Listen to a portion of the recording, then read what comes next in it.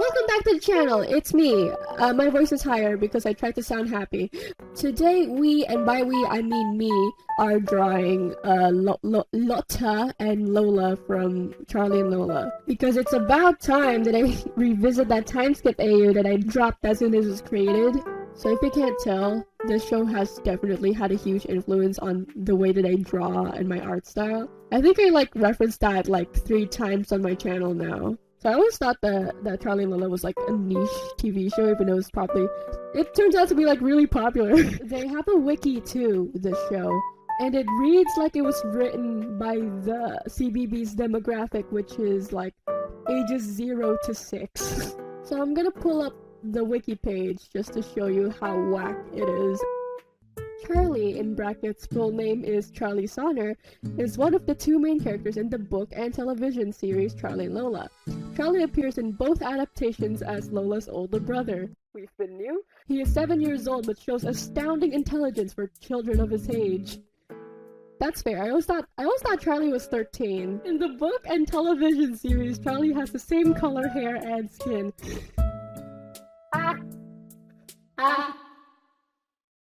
Okay, so this is trivia. Charlie's best friend in the series appears to be Marv Lau.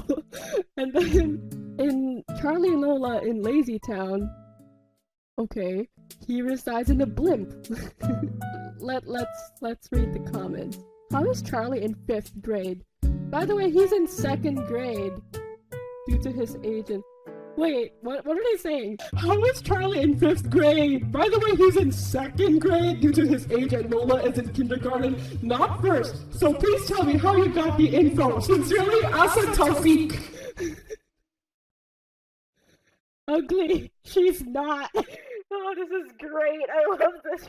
I love the wiki. Let's look at Marvin. Let's look at Marvin. It was never established that his full name is Marvin, but the wiki says his full name is Marvin, so I will. And the Charlie Lola wiki is the most reliable source on the planet. Marvin Lau, who is nicknamed Marv, is 11 years old, way older than Charlie, with brown hair and 30 blonde freckles. His best friend is Charlie Sonner, who has the same age as him. Marvin Lau, who is nicknamed Marv, is 11 years old. Trivia! Elliot Carrington voices Marv, Charlie's best friend.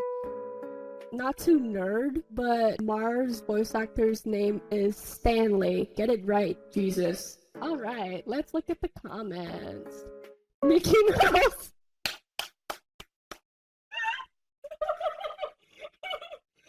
Mickey Mouse!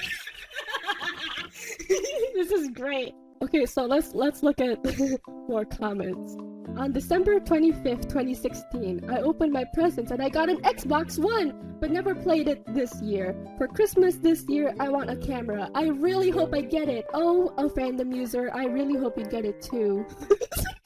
Christopher Walken? Question mark? I don't speak German or Deutsch or whatever this person is speaking, but I will read it for you. Hello, Marvin! Oh no, it's the same German guy just really wants to get Marvin and Charlie's attention.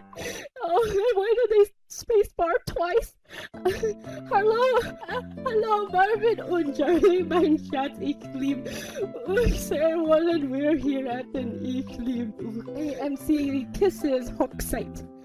Period. No! And finally, Marv is 17 years old.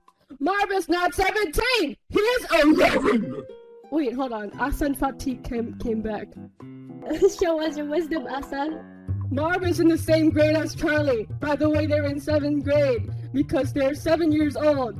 They're 7 years old. 7 years old, 2nd grade. Comment if you prove me wrong. Love Asan. Thank you so much, Asan Fatih, for your wisdom. Okay. Lola is a quirky 4-year-old girl who resides in Great Britain. This is factual. She loves pink milk and tends to go on crazy adventures. She loves her older brother Charlie, and halfway through the series gets a dog. She sometimes acts so juvenile when she tries to do what Charlie is doing, but then they get along very well. Except when they squabble and yes I am and no you're not, but then they make up. In the books, she was born in April 1990. Since... Huh? Someone Someone on Lotta's comment section says, I hate whoever is changing these articles. What are you talking about? They're amazing! Keep going it, babe. Keep at it! Yes! Oh my god, why are all these comments about how old they are in today's day and age? So yeah, that's it for the Charlie and Lola wiki for now. I hope you all feel knowledgeable and educated, and I hope you learned something today because I'm sure your IQs have grown by 200 by now. You're welcome! Anyways, men, it's 6:16 a.m. I did not stay up recording this. I just woke up and I'm recording this half. And let's keep going, honestly, because I have so much to talk about. I have a whole ass bullet point thing on my Google Docs, and like, you will surely enjoy it.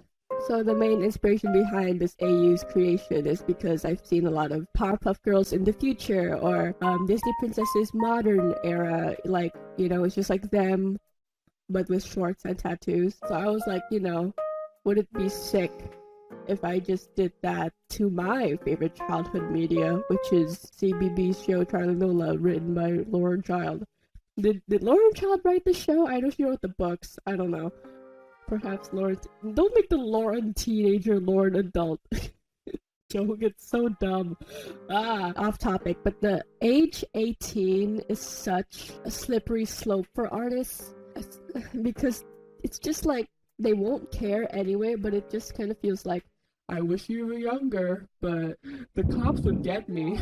And even though I know that people grow up and it was gonna happen anyway, but like, in the fictional immortal world, in the immortal world of fictional Britain that Charlie and Lola live in, they're 7 and 4, and I don't want to Riverdale them, you know what I mean? Like, I'm looking at you, Powerpuff Girl AUs. Anyways, so in this AU, Lola's about like 15, 16, and Charlie's like 19, 20, and in college. I put Lola in marching band because she always gave off theater kid, band kid energy. And then Lotta, I can't say Lotta, okay? I know I can't say Loda, but I need to say Lotta or else I will die. But yeah, Lotta. So I wrote here that she seems like the type of person who would use Animal Crossing as an emotional crutch as she grows into adulthood to distract her from the fleeting sense of her own identity. I'm not wrong! Yeah, I'm not wrong about that. So I mentioned earlier in the video that I wrote a Google Docs document that is literally just my opinions on Charlie and Lola. I'm going to read you an excerpt right now.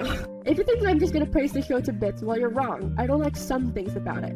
Like how some of the episodes ended, like some of the episodes don't have a clear moral takeaway. I don't know if they're supposed to or not.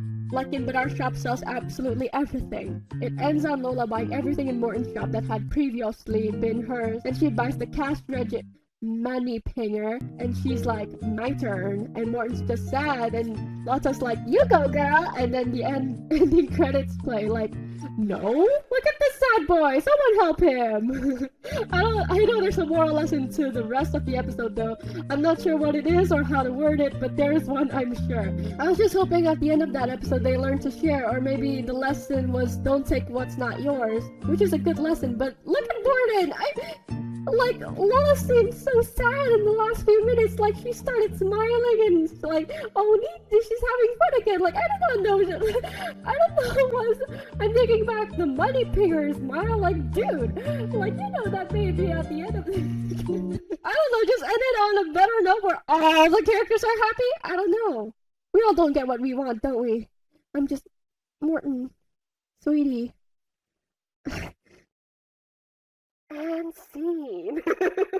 Yes, I am very attached to these characters. Actually, I think I mentioned in the notes that I cried watching season 2, episode 9, My Bestest Best Friend. I cried, I think, when Charlie and Marv tried to cheer Lola up because she's been crying that Lotta has left her to be friends with Evie, who is an absolute wall. In the world of the pond live all these millions of tiny tadpoles, and they're always playing hide and seek. I don't think tadpoles do play hide and seek. Yes, they do. No, they don't. I think they do, your arse. And then like so Charlie and Mark tried to cheer her up, and it was so touching. What a good episode, season 2, episode 9. Go watch season 2, episode 9. It's a good episode. This could just be my opinion, but the line delivery in that show is criminally overlooked. Most of that could be because what 6-year-old looks at a TV and just goes, Wow, the voice directing is top notch. Wow, the vocal performance is amazing. And like, God, okay. So I was looking up the voice actors on google.com/Google. I was trying to see if they had been in any other like movies or TV shows since Charlie and Lola, and apparently not. The only one that's like on record is like Clementine Cowell, Lola, who plays Polly in CGI Angelina Ballerina. She has cast type. Okay, so I don't know if you all noticed, but there are 3 separate voice actors who voice Charlie and Lola. I'm assuming it's because it's like, you know, if y'all watch Gumball, you know that they every so often they'd have to switch out the voice actors because the actors are getting too old to sound 12, especially Darwin. So Clementine, if y'all didn't know, Cressida Cowell, the person who wrote How to Train Your Dragon, is Clementine's mom. Clementine's sister, Macy Cowell, is also a voice actor for Lola. And I think she was one of the first voice actors to play Lola, I think. And then their dad is Simon Cowell. Hey guys, it's me. It's not recording. Why isn't it recording? It's a different dude. They are, however, related to Viscountesses. What's a Viscountess? I think I googled that at like 2 a.m. and forgot. Anyways. Oh, was I supposed to look at their... Was anybody gonna tell me this? Or was I supposed to look at their last names and figure that out myself?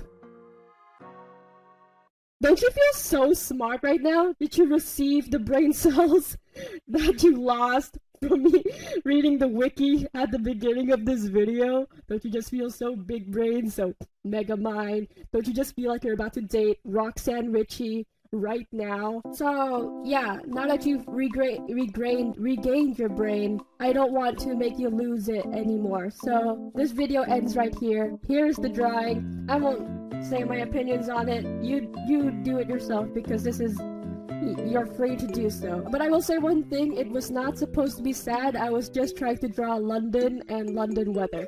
So thank you so much for watching. Peace out. Peace! This one is for the boys with the boom system, top down AC with the coolest system. When you come up in the club, you blazing up, got sex on deck like you saving up. You ill, you might get a deal. You pop bears and you get it right kind of deal. You cold, you broke, you might sound coke. He's always in the air but never flight coach.